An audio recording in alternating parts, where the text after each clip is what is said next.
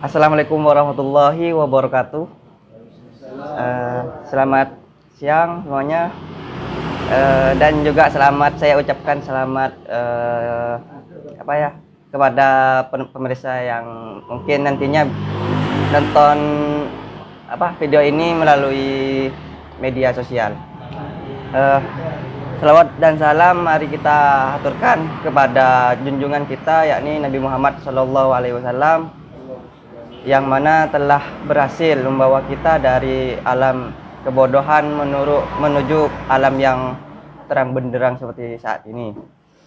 Dan tak lupa pula kita wajib bersyukur kepada Tuhan yang Maha Esa, yang mana pada kesempatan di siang hari ini kita masih diberikan kesehatan, diberikan nikmat sempat, sehingga kita bisa berkumpul lagi dalam ranah diskusi, yakni diskusi ke 102. Nah, hari ini merupakan minggu ketiga dari kajian filsafat eksistensial, dan kebetulan di sini saya ditugaskan untuk menjelaskan mengenai eksistensial Soren Kierkegaard. Untuk sebelum melanjuti ke gagasan pemikiran mengenai eksistensial, alangkah baiknya saya ingin memperkenalkan tokoh Soren Kierkegaard ini. Nama lengkap asli dari Soren Kierkegaard yakni ya Allah. Ya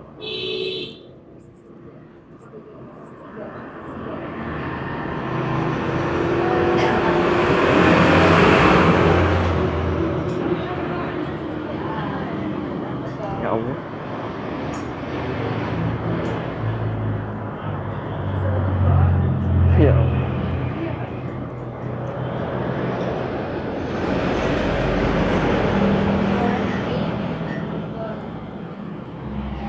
Dia kelahiran di Copenhagen, Denmark.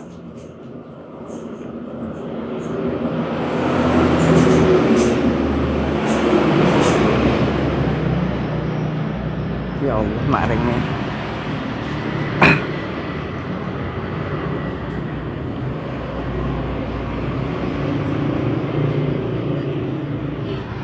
Dengan kelahiran 5 Mei tahun 1813 dan wafat pada 11 November tahun 1855.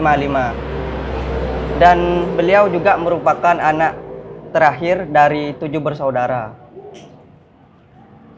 Nah, latar belakang dari keluarga Soren Kierkegaard ini merupakan dari anak orang kaya, ya, anak saudagar kaya, yang dimana ayahnya dulu tidaklah menjadi seorang yang mampu berhasil sukses seperti yang saat itu terjadi.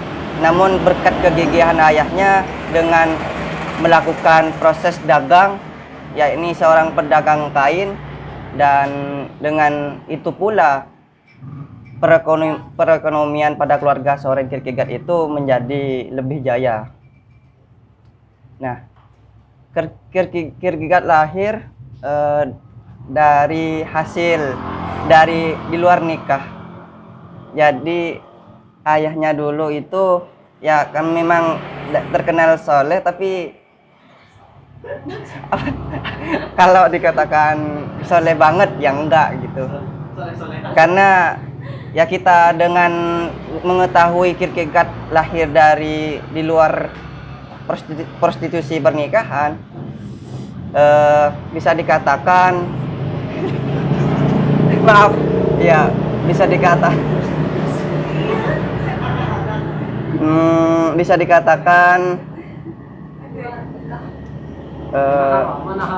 ya anak haram lah gitu. Dan juga ayahnya ini keluarganya dengan keluarga yang jaya seperti itu, dulunya ayahnya, kalau dari literatur yang saya dapatkan, ayahnya itu sempat mengutuk Tuhan karena dia dulunya hidup dengan keadaan yang miskin, sehingga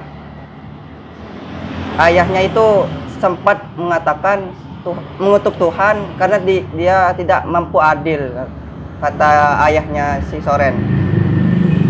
Dan juga dari keluarga Soren Kierkegaard ini bisa dikatakan terkutuk oleh Tuhannya ya, karena ya selain dari hasil ayahnya juga melakukan kesalahan-kesalahan pada aturan-aturan agama, namun di sisi lain juga ayahnya yang dengan demikian itu melihat umur dari anak-anaknya itu, yang 5 saudara Kierkegaard ini mati satu persatu dan tidak mencapai umurnya itu tidak sama dengan Yesus Kristus. Yakni kalau Yesus Kristus itu 33 tahun kalau di literatur yang saya baca. Nah, kalau ada yang kurang mungkin bisa dikoreksi ya. Namun dari matinya saudara-saudara Kierkegaard ini, tinggallah hanya tertinggal Soren dan saudaranya satu lagi, yakni Peter. Oh ya, nama ayah dari Soren Kierkegaard yakni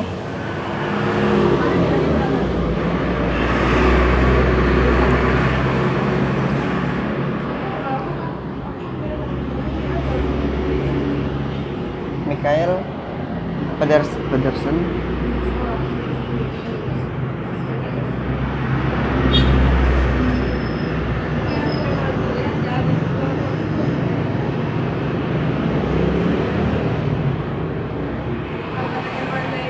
Dan ibunya bernama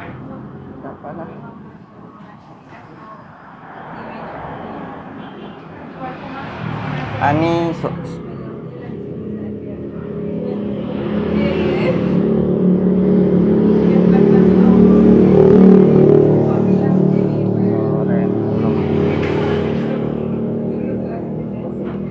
ayahnya bernama Pedersen Kierkegaard dan ibunya bernama Annie Sorenland.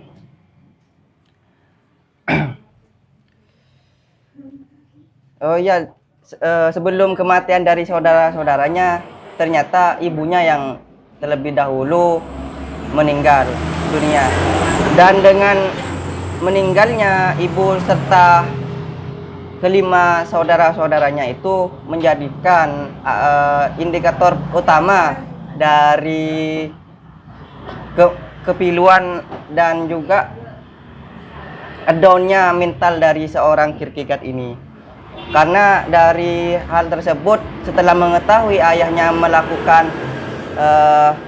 hubungan di luar nikah, dia merasa emosi, dia menganggap ya orang yang tidak ya seperti kayak orang-orang pada umumnya.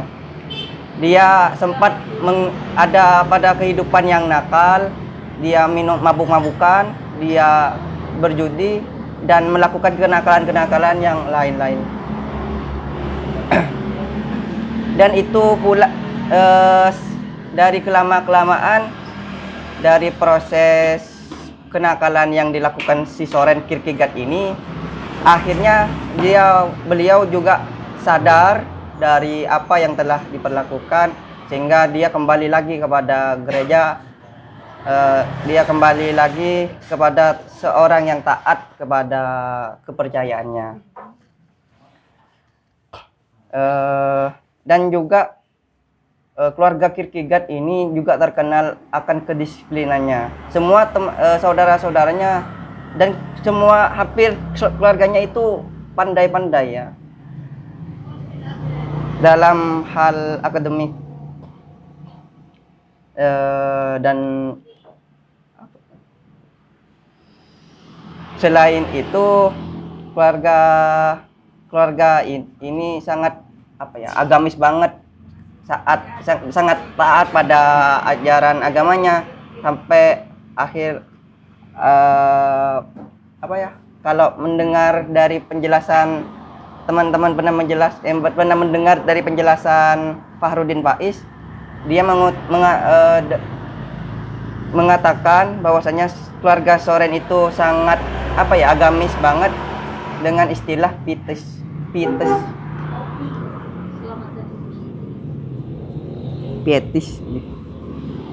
ya.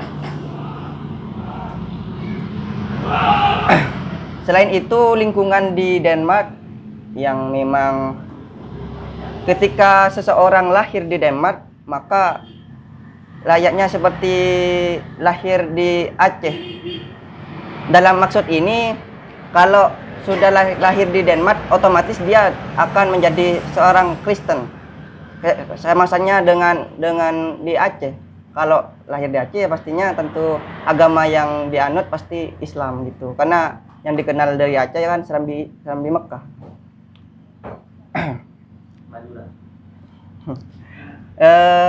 Dan pada lingkungan di Denmark pada saat itu sangat modern. Masyarakatnya Danish Golden Age, yang dimana perekonomian di daerah Denmark itu sangatlah maju gitu kan. Kalau ketika sebuah tempat itu sudah jaya, tentunya ke apa ya, ranah ketua agamanya itu sering ditinggalkan. Namun pada keluarga Soren Kierkegaard ini sudah kaya, sudah taat, ya intinya kompleks lah. Dan dia pada riwayat pendidikan, Soren sekolah di kebijakan warga, dan dia sangat apa ya, bisa dikatakan rajin hingga akhirnya dia mendapatkan nilai-nilai yang bagus, terutama pada bidang bahasa Latin dan sejarah. Dan dia juga direkomendasikan oleh ayahnya untuk melanjutkan di Universitas Copenhagen dengan mengambil jurusan dialog, dan lulus pada 20 Oktober 1841 dengan gelar Magistri Artium, yang kalau sekarang itu setara dengan PhD. Selain pendidikan formal, ada dua orang yang sangat berpengaruh pada pemikiran Soren Kierkegaard ini. Yang pertama itu ayahnya. Ayahnya itu memberikan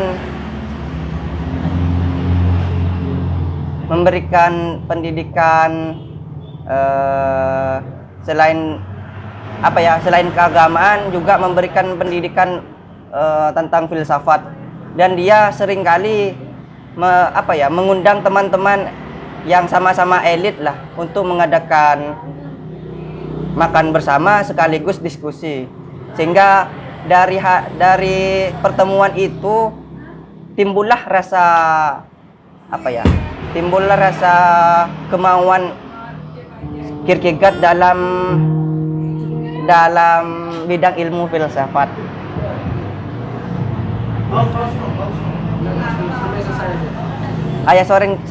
Ayah Soren saking sayangnya atau saking mendukungnya pada Soren Kierkegaard ini, dia membeda-bedakan, ya kan tadi tertinggal dua kan saudara-saudaranya. Namun yang memiliki rasa empati dan perhatian yang lebih itu si Soren. Dan sehingga di dalam literatur yang saya baca itu, si Soren itu dikatakan menemukan karakter pribadinya itu melalui ayahnya. Dan orang yang kedua yang mendukung pada keberhasilan si Soren ini yakni tidak lain pacarnya yang bernama Regina. Regina siapa tuh? Lupa saya cantumkan. Regina Madura. Namanya Regina ya yang saya tahu. Ya Allah. Namun dari hubungan si Soren dengan Regina ini di akhirnya itu kandas. Padahal si Regina ini memberikan kontribusi yang banyak pada pemikiran Søren Kierkegaard, terutama pada bidang sastra. Dan selain itu, tanpa ada alasan yang pasti, Søren Kierkegaard itu malah memutuskan hubungannya dengan si Regina. Padahal dia sudah pada jenjang yang lebih serius, bukan pacaran ya, tapi tunangan. Namun pada akhirnya dia meninggalkan si Regina itu dengan alasan yang saya ketahui itu si Soren itu tidak pantas gitu, tidak layak, karena si Regina itu background keluarganya itu sangat berbeda dengan si Søren Kierkegaard. Sehingga akhirnya jadi si Soren itu memutuskan hubungannya dengan si Regina tanpa alasan yang sangat jelas gitu.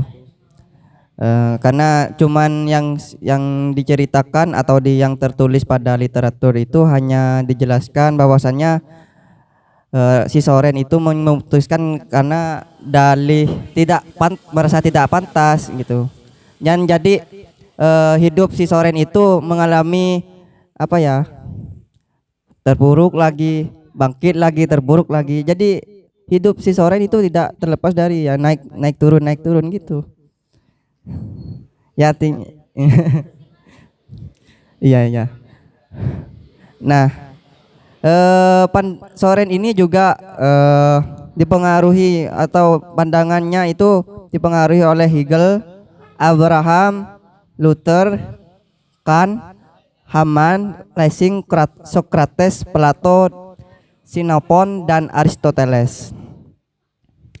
Nah, minat utama si Soren ini yakni pada bidang agama, metafisika, epistemologi, estetika, etika, dan psikolog, teologi, dan juga filsafat. Karirnya sebagai filsuf, teolog, dan juga pendiri psikologi Kristen. Oke, kita sekarang memasuki pada latar belakang pemikiran si Søren Kierkegaard. Søren merupakan pencetus abstraksionisme, yang dimana Søren melihat bahwa ide abstraksionisme Hegel merupakan suatu reduksi terhadap manusia yang konkret atau individu, bahkan kesadaran manusia konkret hanyalah sebuah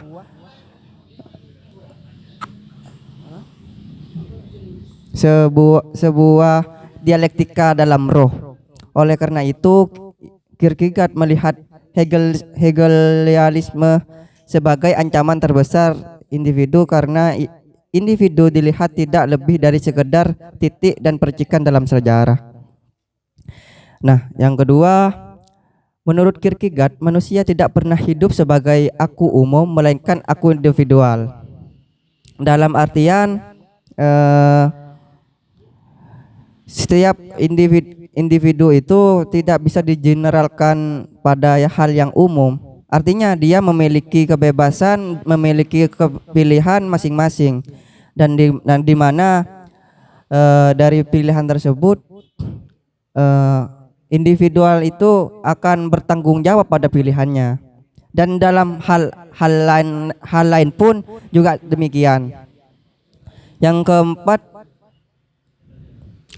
hanya manusia yang bereksistensi karena memiliki otak dan sadar akan apa ya, apa-apa yang dialami. Menurut Soren, bereksistensi bukan berarti hidup dalam pola-pola abstrak dan mekanis, tetapi harus terus-menerus mengadakan pilihan secara personal dan subjektif. Nah, sesuai yang saya jelaskan tadi, bahwa setiap individual itu harus memilih de- dalam segi apapun dengan kehendaknya sendiri, dan juga harus dialami oleh personalnya itu sendiri.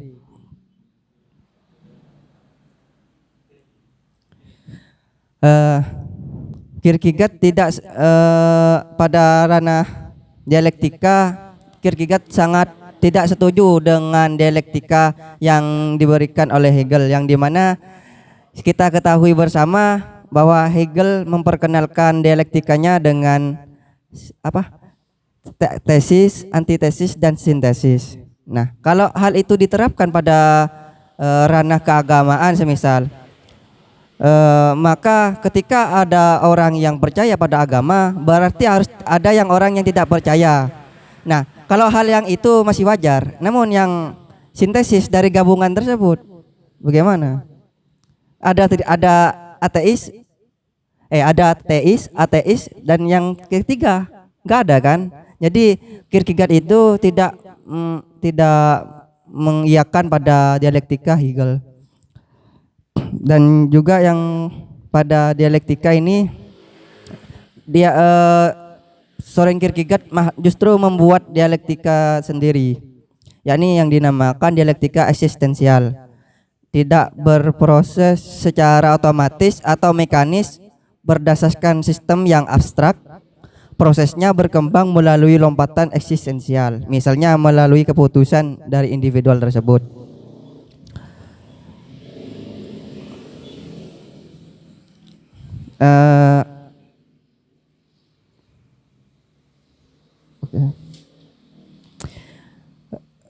Lanjut pada kebenaran.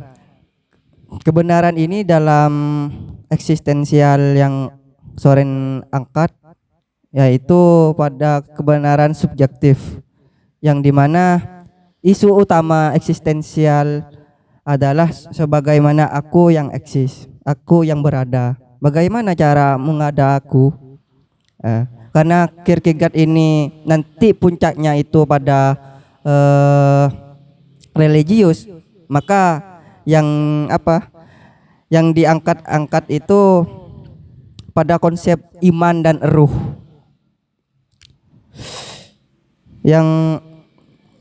Yang kedua, menurut Soren, ketika sudah memutuskan sesuatu, semua kemungkinan akan tersingkirkan. Nah, kalau semisal saya analogikan pada kopi ini, susu ini, itu hanyalah kebenaran yang objektif kata Kierkegaard. Lalu bagaimana yang bukan objektif ataupun subjektif? Ini loh yang dinamakan susu. Lalu tanggapannya yang berikutnya atau yang diberikan respon setelahnya itu itulah yang dinamakan eksistensial menurut Soren Kierkegaard. Oh ya,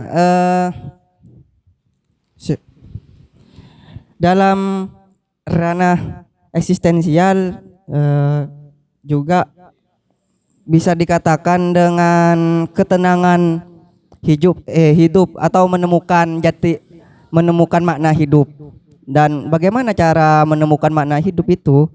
Nah, di sini Soren Kierkegaard mengangkat tiga konsep ya. Yang pertama itu estetik kapan?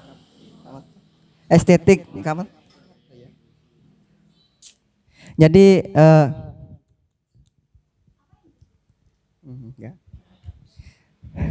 Jadi pada ranah eksistensial itu Soren mengangkat tiga konsep. Yang pertama itu estetik, yang dimana pada pola estetik ini hidup seseorang itu hanya berdasarkan dengan kesenangan, hasrat, dan tanpa terkait pada hukum atau yang membatasi, atau tidak, dalam artian tidak ada batasan dalam hal ini. Jadi kalau saya boleh analogikan pada sebuah hubungan pacaran, hanya pada pola estetik ini hanya ingin apa ya, mendapatkan bukan sekedar perhatian ya, tapi melakukan sensualnya itu ataupun hal-hal yang lain hanya berdasarkan ingin mendapatkan rasa kepuasan saja. Nah, setelah itu ada yang lebih lebih serak lagi, yakni etik. Yang kedua itu etik. Nah, pada tingkatan etik ini Soren Kierkegaard menggambarkan bahwasannya manusia yang hidup pada pola etik ini sudah lebih beraturan gitu, mengikuti norma-norma hidup, norma sosial, norma agama dan lain-lain. Dan yang terakhir yaitu religius. Nah, puncak dari eksistensial dari seorang Soren Kierkegaard yakni memang tradensi ya. Yang tradensi ini lebih spesifik lagi pada makna Tuhan atau ketuhanan. Bagaimana seseorang individunya itu bertemu dengan Tuhan. Kan kalau dalam teologi yang diambil Soren Kierkegaard, ya ini kan Kristen kan ya. Nah, di dalam Kristen itu ada Trinitas. Jadi bagaimana kita harus mempercayai Tuhan yang mana? Sedangkan saya itu mendengar dalam agama Kristen itu, kalau salah di Kristen ya teman-teman yang online ya,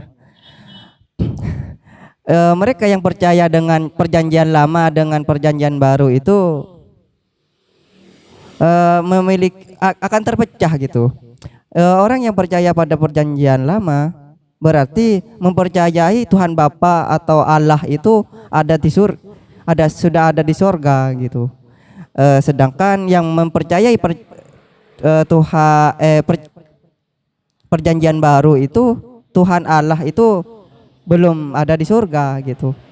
Kalau salah bisa dikoreksi ya teman-teman.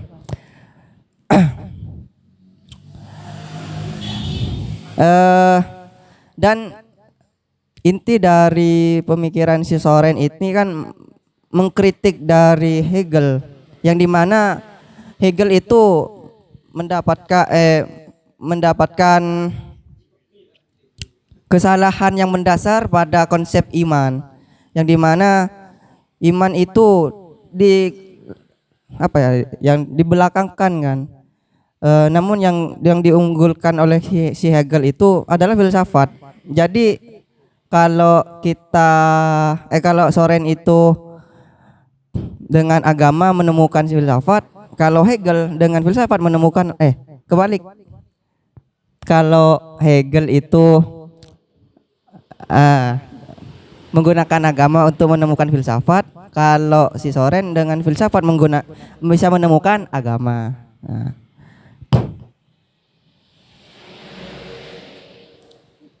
Dan juga kesalahan yang dilakukan si Hegel ini, makanya itu dikritik, memang diimankan karena agama atau kepercayaan yang dulunya itu bisa diindrawikan atau bisa ditemukan. Kan dulu itu kepercayaan animisme dan dinamisme kan. Jadi seseorang itu berupaya untuk menemukan Tuhan dengan idealisnya, baik itu menggunakan penglihatan itu istilahnya bukan empiris dan rasional. Ya gitu.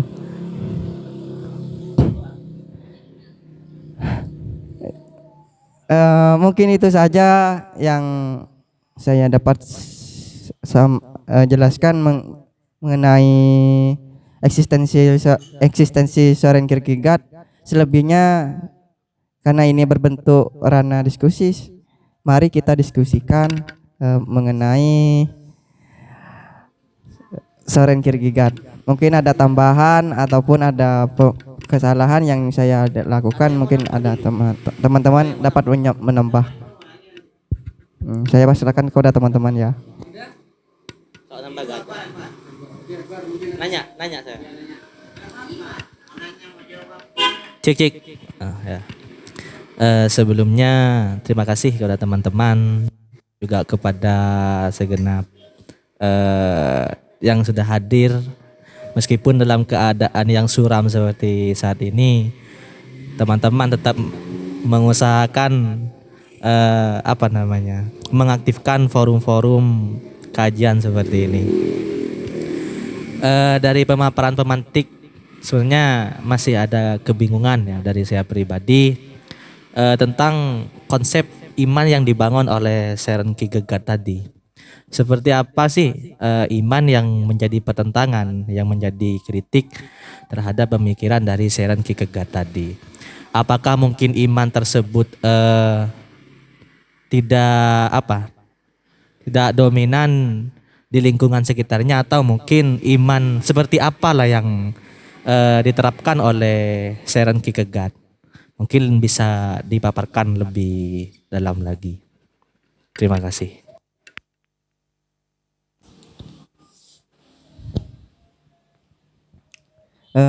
Jadi iman itu menurut Søren Kierkegaard yakni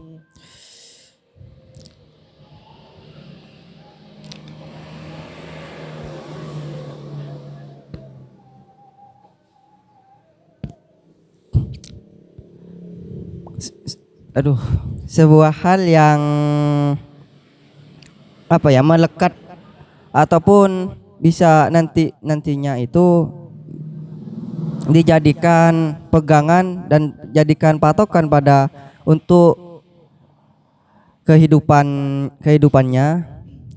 Dan juga gini kan, di Kristen itu kan ada Trinitas kan Kak. Jadi Tuhan Ibu itu atau Bunda Maria itu hanya fungsional. Tuhan Anak dan Tuhan Ibu itu hanyalah fungsional gitu. Namun yang patut diimani itu Tuhan Bapa atau Allah, yang dimana Dia yang menciptakan semua kehidupan dan juga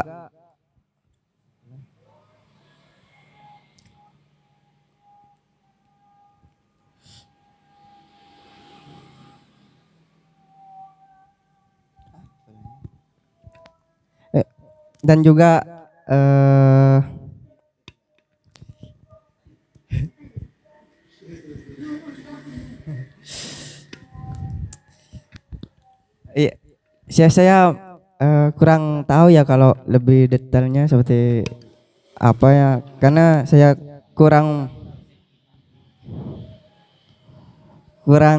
jeli juga. Tapi Kak, mungkin kalau yang menurut sampean baca ya, dari eksistensialisme Søren Kierkegaard ini kan memang titik tekannya ada di ranah transendental kan ya, ranah kepada ketuhanan. Cuma yang ingin saya tanyakan, sepanjang yang sampean sudah baca, itu apakah eksistensial Søren ini mewakili pikiran dari seorang eksistensialis yang menekan kepada ranah teis atau ketuhanan secara umum agama apapun, atau hanya kepada eksistensialisme agama Kristen saja? Ya memang karena dia seorang teolog dari Kristen, ya memang dia juga semua karyanya itu tidak lain dikaitkan pada agama Kristiani. Nah, ini saya sulit untuk apa ya? Takut ada yang salah.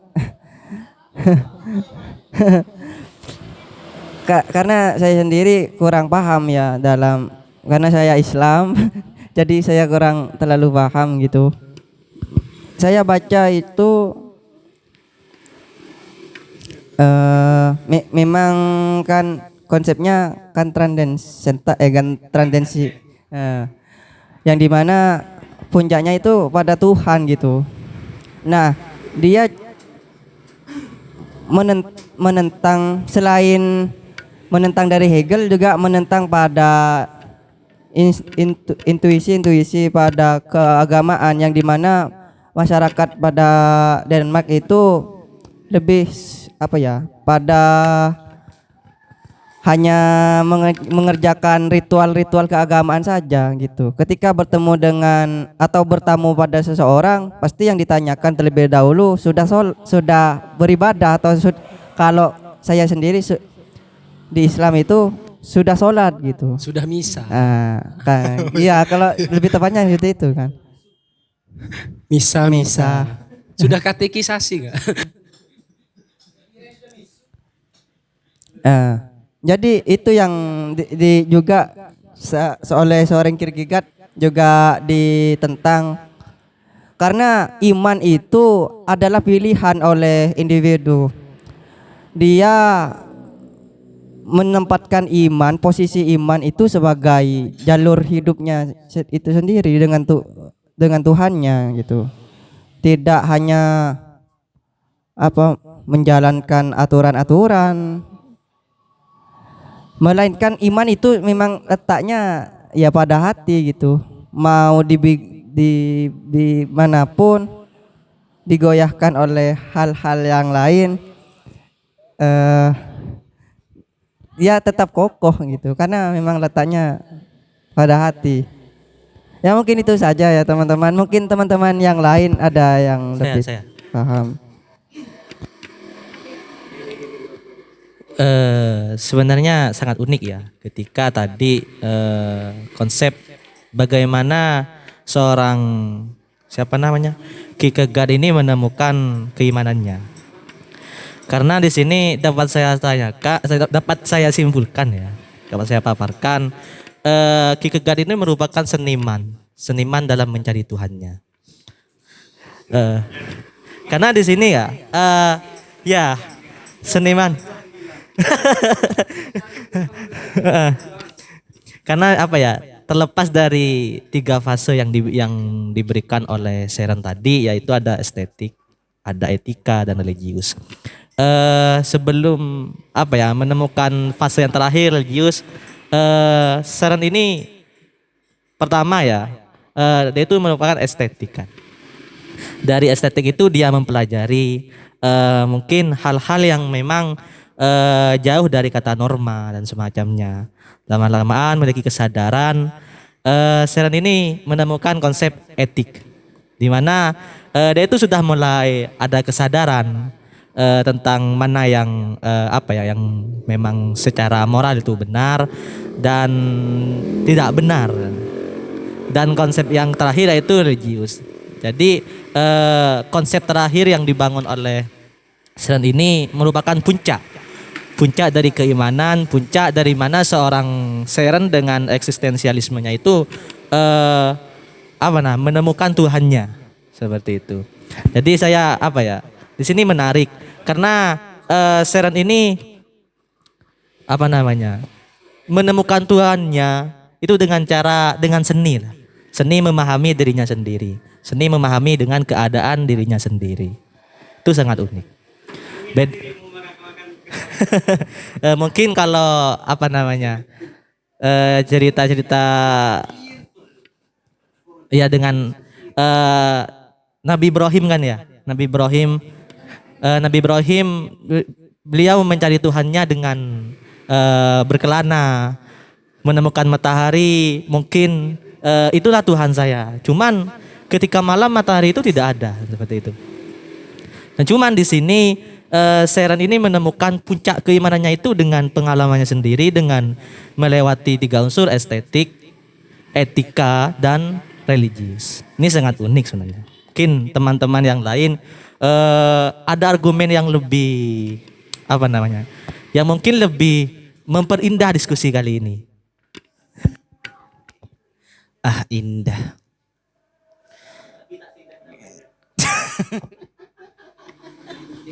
Oke, terima kasih atas waktunya. Berbicara persoalan konsep keimanan versi Soren Kierkegaard ya. Saya mungkin sedikit membahas, ini akan berangkat dari kritikan Kierkegaard terhadap Hegel ya. Bahkan dia itu ada julukan tersendiri. Kritikan Kierkegaard itu atas Hegel itu dinamakan kritik atas abstraksionisme gitu. Dalam artian mengkritik sesuatu yang sifatnya abstrak terhadap apa ya, penampakan atau perilaku satu roh itu sendiri. Jadi kalau kita berbicara persoalan keimanan versi Kierkegaard yang saya pahami dari jurnal yang saya baca,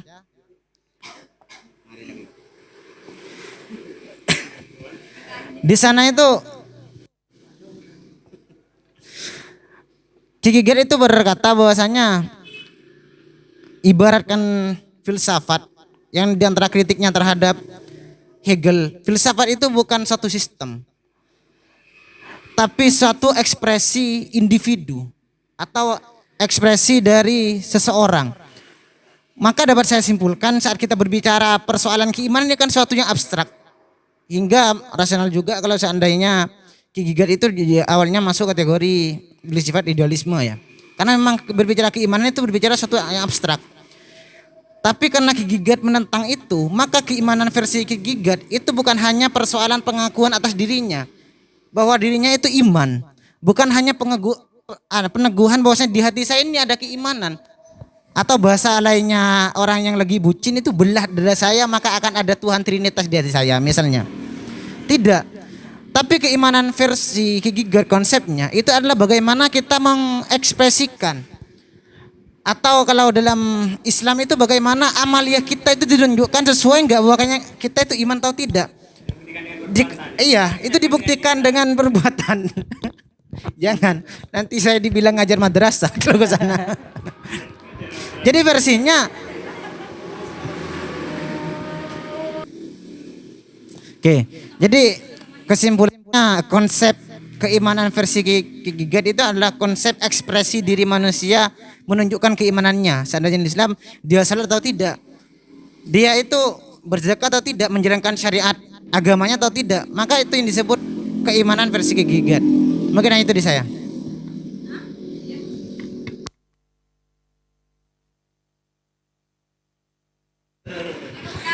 Cik,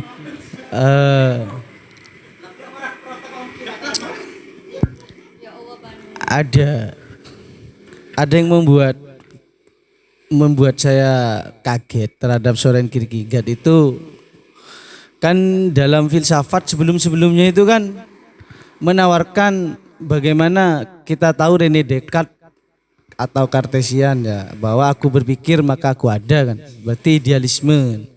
Kemudian ada aku bergerak, akar dari materialisme kemudian menjadi anarkisme, sehingga itu adalah menjadi tolak ukur tolak ukur dari keberadaan atau eksistensi dari manusia. Punya Kierkegaard ini lain, dia menawarkan bahwa kepercayaan itu bisa menunjukkan eksistensi dari manusia itu sendiri. Makanya kan kebalikannya Hegel ya. Kalau punya Hegel kan kayak gini polanya itu, jadi ada wacana, kita itu wacana ya berupa kepercayaan, kemudian ada tesis dan ada antitesis, ada sintesis. Jadi akhirnya ujungnya itu adalah di pola pikir. Kalau punya Kierkegaard, kenapa dia mengatakan bahwa filsafat itu adalah puncaknya ada di keimanan? Karena dia kayak gini, berpikir fenomenologis, kemudian keyakinan gitu. Kita meyakini, makanya kan dia tidak menginginkan kebenaran tunggal, dalam tanda kutip kebenaran objektif. Yang ada itu adalah kebenaran subjektif. Kenapa? Karena harus ada banyak kebenaran gitu. Kita tahu bahasa yang sering kita dengarkan, kita akan menemukan kebenaran menurut kita masing-masing. Kan kayak gitu kan biasanya. Nah, letak transidensinya yang ditawarkan bahwa kepercayaan itu ada, akan tetapi itu menunjukkan kebenaran pada manusia. Ada peribahasa dalamnya hati seseorang itu tidak bisa diselami. Lah itu transidensi. Kalau dalamnya lautan bisa diselami, itu kan fenomenologi ya. Sesuai dengan pengalaman. Tapi dalamnya hati seseorang nggak bisa diselami. Jadi tidak tercakup kayak gitu. Kemudian ada di dalam Trinitas dalam Kristen, seorang ibu Bunda Maria dan seorang Yesus itu hanya fungsi yang eksistensi ketuhanannya itu hanya fungsional. Kalau anak itu hanya memberi pencerahan cahaya, kalau ibu itu mengasuh, kalau bapak kan menciptakan. Jadi tetap puncak dari suatu Tuhan, keimanan itu tetap ada di Allah, kan kayak gitu. Kalau dalam konsep Islam, kita kan disuruh sholat menghadap apa itu? Ka'bah, ya, menghadap Ka'bah yang dijadikan kiblat. Bukan berarti itu adalah Tuhan dari umat Islam, akan tapi eksistensi atau bagian dari Tuhan itu ada di Ka'bah. Apa? Perintah, kan kayak gitu kan. Karena perintah itu sudah eksistensi Tuhan di situ kalau dalam Islam. Jadi kepercayaan oleh Soren ditawarkan kepada dunia filsafat. Kalau Hegel kan gak memandang kepercayaan kan, gak memandang transidensi. Dari saya melihat seorang Banu ya Banu gitu, tidak melihat pola pikirnya, gak melihat kondisi jiwanya, kan kayak gitu kan. Ketulusannya dan sebagainya. Yang penting dia ada seperti itu, ya udah itu gitu. Kenapa? Karena transidensi itu dalam konsep Hegel itu masih wacana gitu. Seorang firman suka pada seorang perempuan, tiba-tiba mendengarkan dari temannya bahwa dia baik, tulus, setia, itu masih wacana gitu. Karena kalau dalam konsep Hegel kan kayak gitu, itu masih wacana. Yang perlu diuji menggunakan dialektika gitu. Kalau punya Kierkegaard kebalik. Jadi kita bisa berpikir dulu, kemudian berpengalaman secara empiris, menjalani, baru nanti kita yakini atau melihat sesuatu yang di luar apa yang kita lihat. Oh ternyata dia benar setia. Setia seperti apa kan ya? Kan nggak tahu kan. Tapi ternyata ada gitu.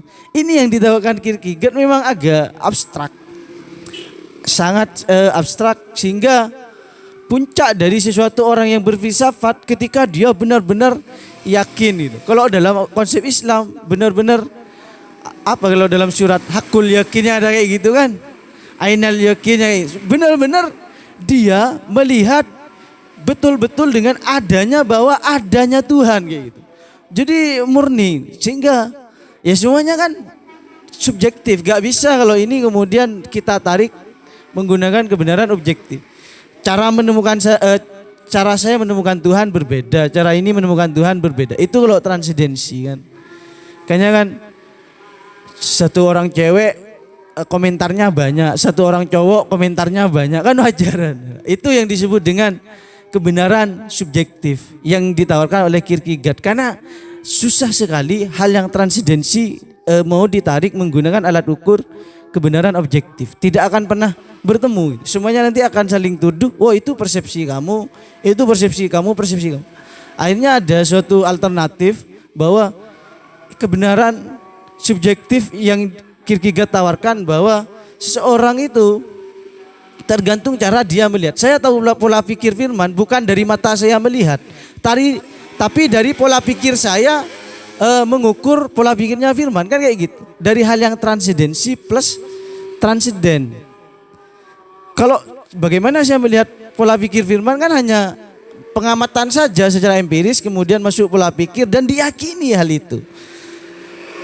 Jadi yang ditawarkan itu sebenarnya. Cuma Kalau dipakai pada ranah cewek, cuman yang penting yakin dulu kan nanti kan ujung-ujungnya kan ujung-ujungnya cerai kayak gitu ya. Apalagi dalam apalagi dalam konsep ekonomi cuman. Yang penting kita yakin dulu untuk berdagang, yakin terus kan kayak gitu. Penting percaya gitu. Atau kita pikir dulu baru ayo kita yakin. Nah, bahasa wahyunya kan fa idza azamtah falyatawakkal 'ala Allah. Itu adalah puncak dari filsafat Hegel. Sudah berpikir kemudian sudah mengamati eksperimen kemudian ya udah kepercayaan itu yang menentukan nanti pada suatu eksistensi bahwa manusia itu ada. Firman, siapa yang menyangka Firman menjadi duta kan? Kan kayak gitu. Karena lebih cakap saya sekian 57% cuman ya dari segi ini sih dari segi empiris cuman. tapi Firman mencoba berpikir kemudian ada kepercayaan di situ bahwa saya bagian dari duta itu sendiri kayak gitu. Nah, yang lain kenapa gak menjadi duta? Karena tidak muncul kepercayaan itu pada yang lain gitu. Banu, Mas Akbar, Mbak Winda, Ali cuman. Karena gak muncul saja kepercayaan bahwa saya bisa menjadi duta. Lah itu sehingga tidak ada eksistensi dari manusia itu sendiri. Itu yang ditawarkan oleh Kierkegaard sebenarnya mudah. Ingin menempatkan kepercayaan dijadikan sebagai alat ukur dari dunia filsafat. Cuma kata Banu kan pertanyaan menarik, apa bisa dipakai dari semua agama ya? Nanti konsepnya kalau dipakai semua agama yang saya tahu produknya kayak Bertrand Russell bertuhan tanpa agama itu. Dia mencoba kemudian mengorek-ngorek agama. Nah, puncaknya adalah kepercayaan bahwa agama ini bukan murni dari Tuhan, tapi Tuhan ada, tapi agama adalah buatan manusia kayak gitu. Sehingga dia punya konsep bertuhan tanpa agama. Ini minusnya. Bisa bahaya kalau di dalam dunia keislaman dari seseorang kan kayak gitu. Mungkin saya sebut kalau Kierkegaard ini bapak kepercayaan. Ya, tapi bukan mitos, tapi bapak kepercayaan setelah ada idealisme fenomenologis itu digabungkan. Kalau punya Descartes kan aku berpikir maka aku ada. Orang cukup berteori sudah menunjukkan eksistensinya. Perihal dia mau mengerjakan atau tidak terserah. Dia sudah ada. Yang penting dia tahu tok, wis. Kalau materialisme beda kan ya, yang menjadi anarkisme dari akal, dari pola pikir, dari Karl Marx itu kan kita ini bagian dari dunia. Yang penting kita wis bergerak apa kayak mau demo mau apa gitu kan seperti itu. Kita ada mau berilmu atau tidak yang penting kita wis yang kita gerak. Kalau dalam ilmu pendidikan yang penting psikomotorik kayak gitu. Dan Kierkegaard ini menawarkan bahwa enggak loh tingkat dari masih ada setelah itu yaitu kepercayaan yang mutlak. Sederhananya kita sejak kecil disuruh ngaji, disuruh sholat. Kan kita gak sempat berpikir. Cuma kita mengamati itu secara empiris, fenomenologi. Kemudian berpikir ngapain aku disuruh ngaji, disuruh mondok kan kayak gitu. Pak baru mentok tanpa disuruh lagi kita sholat sendiri gitu. Hanya menunggu, tapi sholat harus setelah adzan ya. Bukan gak boleh sholat sebelum adzan ya. Ya seperti itu. Ya itu dari Tahiyatul masjid. Tahiyatul masjid. Konsep dari Søren Kierkegaard memang terjadi pertengkaran sengit antara Kierkegaard dengan Hegel dengan konsep dialektikanya. Kalau punya Hegel kan trilogi ya, tapi dipakai oleh Kierkegaard tapi dikaitkan dengan trinitas sehingga nanti muncul suatu teologis yang bersifat transendensi untuk menemukan ketuhanan, untuk menemukan Tuhan. Ini bisa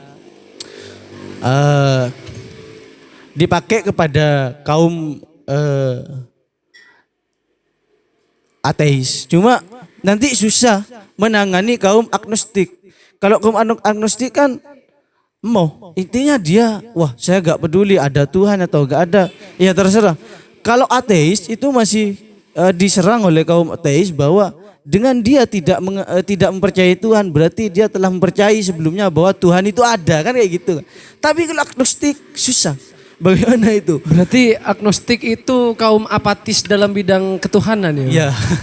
Karena mau gitu, mau ada mau tidak ada ya terserah kayak gitu, tidak apa namanya.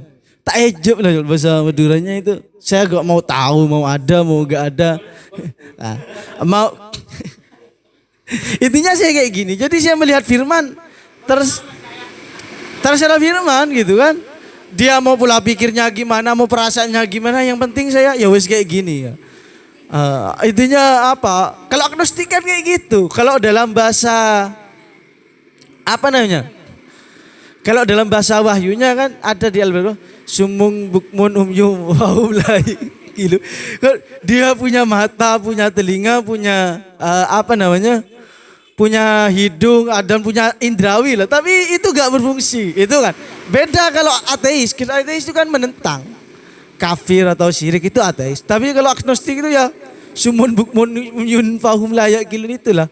Jadi intinya mau lah gak mau bodoh. Tapi ini kalau pakai apa cocok logi terhadap teologis keislaman sih bagi saya, mungkin dari teman-teman yang lain untuk dikembangkan lagi pola pikir Soren ini ya. Bagaimana?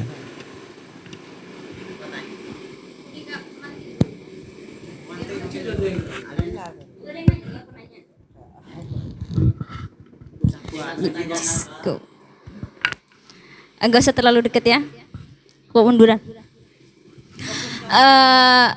Yang ingin saya tanya sebenarnya Lanyala. Nah, yang ingin saya tanya itu tadi kan yang saya dengar juga tadi pemantik ngomong bahwa eksistensi itu menurut Kierkegaard adalah bagaimana seseorang itu bisa memutuskan dirinya sendiri ya. Memutuskan apa tadi kata-katanya tadi? Memutuskan pilihannya sendiri gitu ya, dengan kebenaran-kebenaran subjektif itu gitu. Dengan 3 tahapan tadi, ketika sampai pada tahapan religius tadi, bagaimana ia menilai bahwa gimana letak keputusan manusia ketika ia sudah menjadi atau menyatu dengan Tuhan gitu. Iya, soalnya kan dia memahami eksistensi sebagai bagaimana ia memutuskan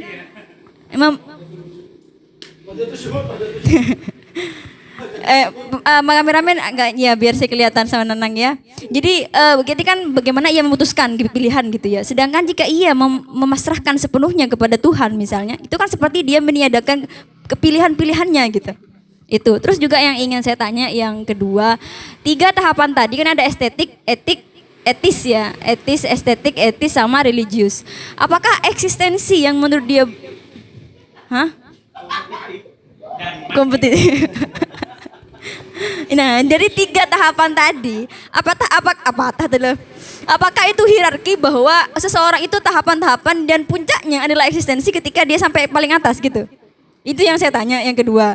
Berarti ada tahapan-tahapan kita sedang tidak punya eksistensi gitu pada tahapan yang kedua tadi. Nah, yang baru yang ketiga saya tanyakan itu tahapan-tahapan tadi itu nggak jauh beda menurut saya dengan pemahaman Jasper yang kemarin bahwa kita saat kita menuju jalan itu adalah bagaimana kita mencapai eksistensi kita gitu kan. Itu sih dari saya.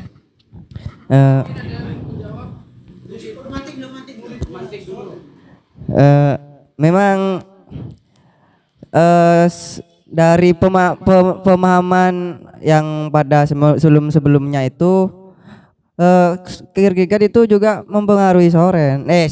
Soren itu mempengaruhi Karl Jasper dan juga Jean Paul Sartre. Yang tapi lebih pasnya itu persis kayak Karl Jasper gitu. Iya, seperti gitu. Tadi gimana Pak? Yang pertanyaan pertama ya? Oh.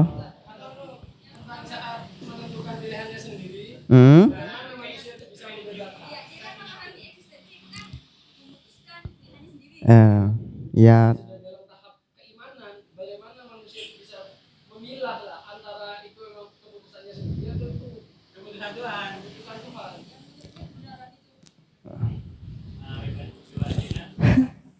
Tapi sebenarnya itu menarik. Kayaknya ini akan lebih menarik kalau ditaruh di dalam diskusi secara umum. Dan saya ingin dari saudara Firman berpendapat terlebih dahulu.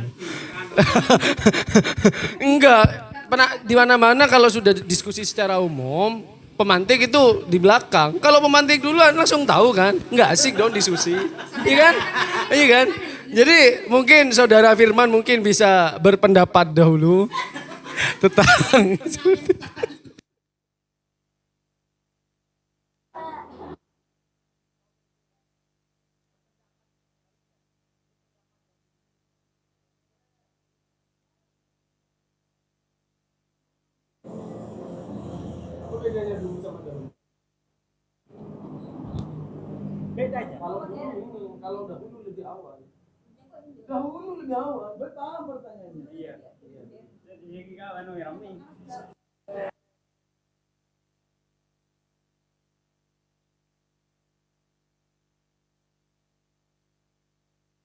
Jadi kan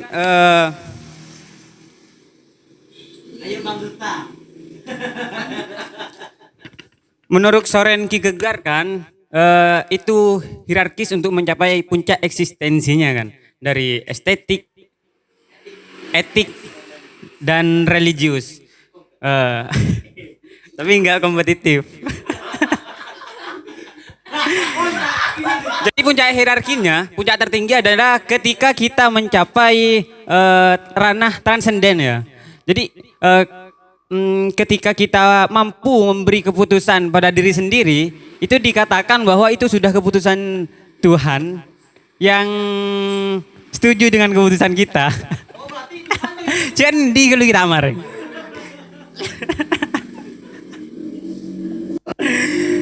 Jadi ya tanggapannya gini, kita itu kalau udah nyampe eksistensinya ya, kita mampu menentukan pilihan kita sendiri. Ah, di situ juga ada peran Tuhan di sana. Jadi kita mampu tapi kita tidak berkuasa. Artinya apa? Kita hanya sekedar mampu menentukan pilihan saya. Ini loh pilihan saya, ini bukan pilihan saya. Tapi kita tidak berkuasa di dalam pilihan kita tersebut, karena dalam transendental memang segala kekuasaan itu hanya milik Tuhan kan, seperti itu. Jadi dia memang mampu memilih pilihannya sendiri, tapi dia tidak berkuasa untuk mewujudkannya pilihan sendiri. Nah, ketika pilihannya sudah terwujud, dia sadar bahwa ini sudah pilihan sudah kuasa Tuhan yang menyetujui atas pilihan kita, seperti itu. Jadi kan memang kadang kita tidak mampu memilih pilihannya kita sendiri. Jadi itu masih merupakan standar di bawah dari eksistensialisme Kierkegaard. Puncaknya adalah ketika kita mampu memilih pilihan kita sendiri. Namun selebihnya ya untuk kekuatan dari pilihan kita itu masih dalam ranah kuasa transenden, masih religi. Menurut saya seperti itu sih.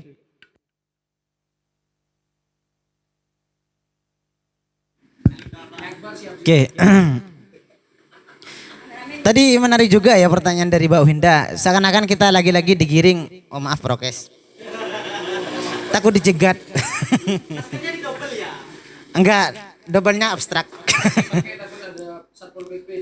Iya. Jadi menarik, seakan-akan kita digiring lagi ke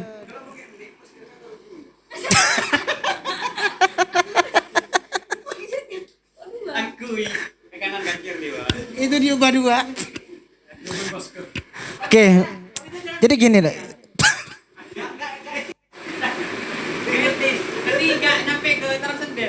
Penonton. Oke. Jadi seakan-akan kita ditarik lagi ke edisi tasawuf tahun lalu ya. Bagaimana saat kita itu menyatu dengan Tuhan. Bagaimana memetakan antara ini pilihan kita dan ini pilihan yang diberikan oleh Tuhan. Maka kita saat berbicara hierarki tadi bahwasanya tahapan eksistensi manusia itu pertama tahapan estetik, tahapan etik dan tahapan religius. Yang kita harus pahami pertama saat kita berbicara tahapan estetik, maka kita berbicara tahapan manusia yang menggunakan indrawinya.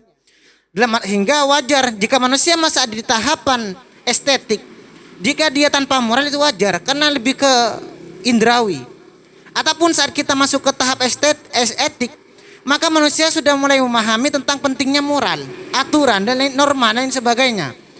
Dan saat kita berbicara puncak dari tahapan itu adalah puncak religius. Saat kita berbicara ketuhanan. Dan di puncak ini kalau bagi saya, apalagi saat kita sudah berbicara penyatuan antara diri individual dengan Tuhannya yang Maha Kuasa. Saya rasa kita sudah tidak lagi berbicara ini pilihan saya, ini pilihan Tuhan. Saat ini pilihan yang diambil oleh saya, maka secara otomatis ini pilihan yang diberikan oleh Tuhan. Kalau yang saya pahami itu demikian. Menggunakan, apalagi lagi-lagi kalau kita menggunakan cocok logi dengan pendekatan wahdatul wujud, penyatuan dengan Tuhan. Iya, kalau kita pengen cocok logi dengan sana, apa yang saya pilih itu adalah pilihan dari Tuhan. Dan apa yang Tuhan pilihkan untuk saya itu juga pilihan saya. Karena sudah menyatu. Itu sudah menyatu. Karena kalau kita berbicara konsep penyatuan. Iya. Saat kita berbicara menyatunya ya antara es kopi susu buatan saya. Siap. Yang dibuatin.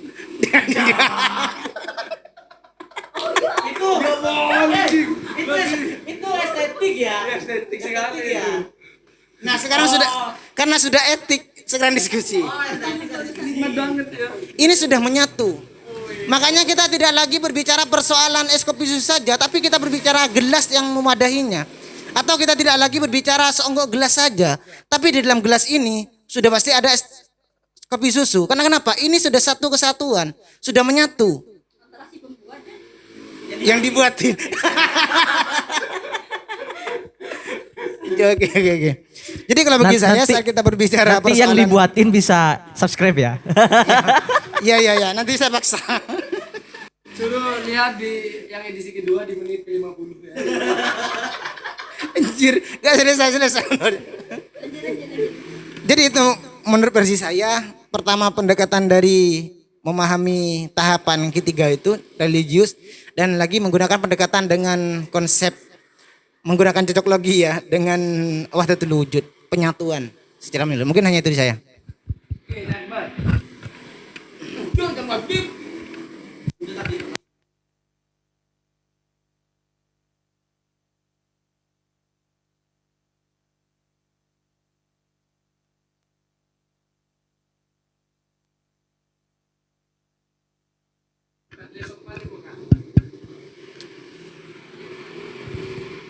Oke, sebenarnya tadi itu belum ada ya, masih ada yang belum terselesaikan. Itu kan tadi waktu awal-awal saya tuh menanyakan kan ya, keimanan yang seperti apa sih yang dibangun oleh Soren Kierkegaard kan itu kan. Ini masih belum ada jawaban yang yang belum saya terima dengan akal, hati dan nurani saya gitu kan. Karena saya sekarang ingin lebih dekat dengan Tuhan ya, dengan dengan religiusnya. Kamu ke rumah Soren sakit Kierkegaard. minta virus COVID. Ya gak Dekat dengan apa-apa. Tuhan kamu. Prof Miss. Kan Prof duluan dong. Ayo Prof silahkan. Mungkin bagaimana pandangan Prof terkait tentang pilihan-pilihan itu. Kalau memang eksistensi sudah menitik beratkan kepada poin bagaimana manusia dapat mengada. Dan dalam penentuan pilihannya ya terutama. Kalau dalam eksistensi punyanya Kierkegaard itu gimana? Karena sudah ada penyatuan wujud katanya kali tadi. Coba kameranya dulu diperbaiki.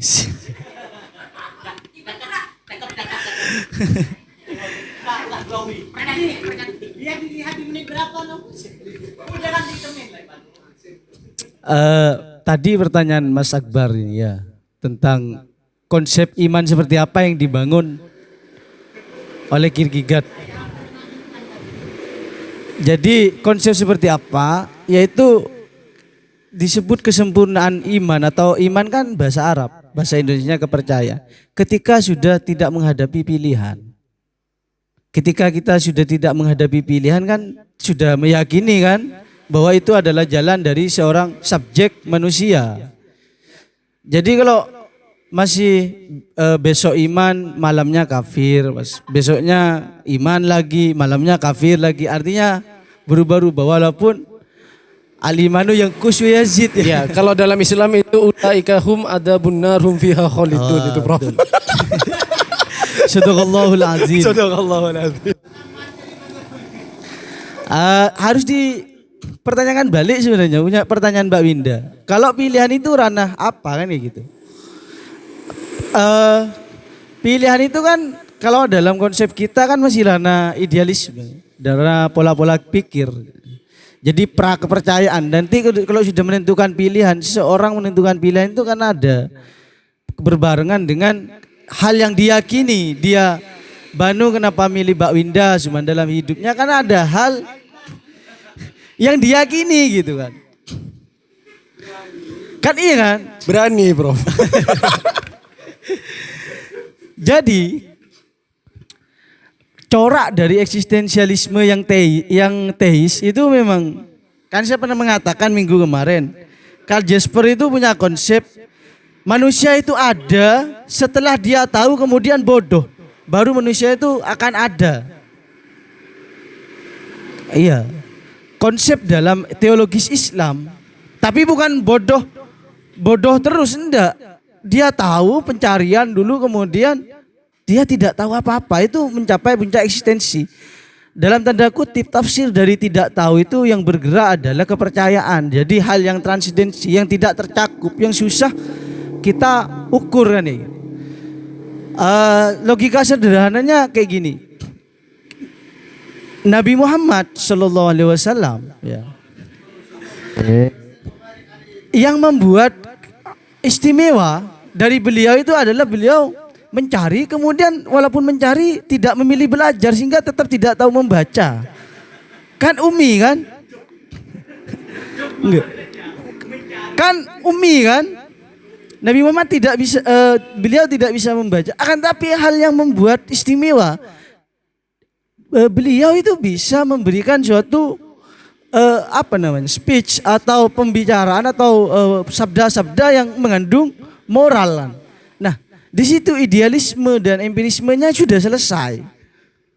Bahasa filsafatnya kayak gitu. Yang muncul itu adalah kepercayaan. Jadi nanti munculnya kan sempat ada dalam wahyu itu kan mayantiku anil hawa in huwa illa wahyun yuha. Nah, di situ eksistensi yang tertinggi yang dimaksud Kierkegaard ketika dalam suatu hadis, karena kita Islam ya. Jalan kita, tangan kita itu semuanya yang menggerakkan adalah Tuhan. Itu adalah eksistensi yang tertinggi. Nah, kalau masih diri kita yang menggerakkan berarti itu ranahnya idealisme, pola pikir kita. Itu masih hawa yang berbicara. Kan kayak gitu. Aku egois masih. Jadi diriku. Nah, kalau dalam konsep Islam kan disebut syirik khafi kan ya. Karena sudah menginginkan ada Tuhan, ada fungsi Tuhan di dalam aku. Kalau saya katakan ke firman, kamu harus hormati saya. Itu kan secara bahasa kasarnya, anggap aku Tuhan kan kayak gitu. Tolong aku puji kan kayak gitu kan. Sedangkan kan alhamdulillahirabbil alamin pujian hanya milik Tuhan. Nah, berarti kalau masih ranah pilihan itu sama saja manusia itu masih belum memiliki eksistensi baik secara kemerdekaan individu maupun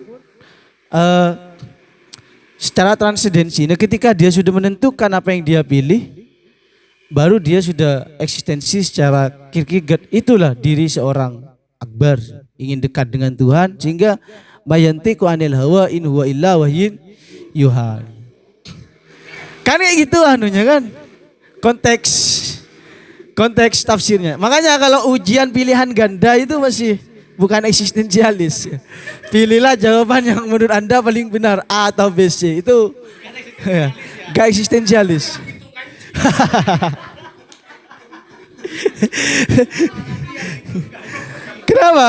Kenapa gak eksistensialis? Karena gak eksistensialis menurut baik manapun. Karena bukan kebebasan dia yang dikerjakan. Contoh, mau milih A, kenapa pilihannya hanya 4? A, B, C, D, E, cuman kan ya. Jadi gak bebas, eksistensialnya gugur sudah. Beda kalau esai, jawaban cuman bagaimana ini, kan kita kan dituntut untuk secara bebas yang kita yakini untuk kita tulis. Sudah tidak dibingungkan lagi. Nah, yang pilihan yang belum kita tulis itu sih alur berpikir saya memahami pertanyaan dari suatu Mbak Winda itu. Yang kedua apa tadi? Oh, apa itu hierarki? Ya memang hierarki karena kan puncak dari makna hidup manusia ketika dia sudah memiliki keimanan yang mutlak kata saya. Ini enggak yang saya bingung kalau seumpamanya tadi kan dibilang bahwa kemunduran. Nah, ketika kepercayaan itu ada gitu kan ya, kita sudah gimana intinya kayak gitulah. Saya nggak bisa menyimpulkan tadi terlalu banyak dari Kaang.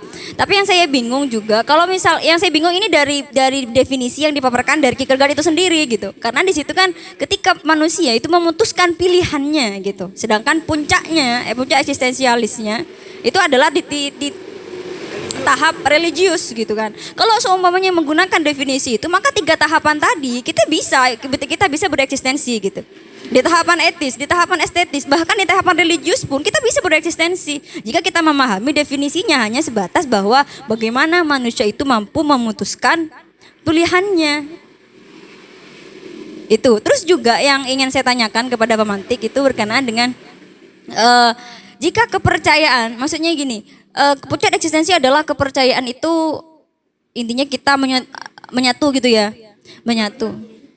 Intinya kita punya kepercayaan gitu kan ya Kak ya, punya kepercayaan. Tapi kan estetis dan etis ini bukan berarti hilang dari kita gitu, tapi dia ada di berbagai aspek gitu kan.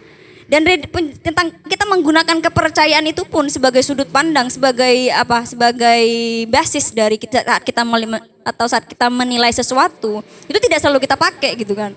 Ada tahapan-tahapan di mana kita menggunakan etis, kita menggunakan estetis. Apakah sedinamis itu eksistensinya Kierkegaard gitu? Besok ya. 1 jam mau Iya, itu aja sih dari saya. Ini tanya-tanya. Terima kasih. Saya baru tahu, kalau mungkin saya nggak dengerin tadi ya, bahwa yang kemarin-kemarin yang kita bahas adalah muridnya Kierkegaard luar biasa. Al-Mukarram. Ya, saya kembalikan lagi silakan kepada Wantik.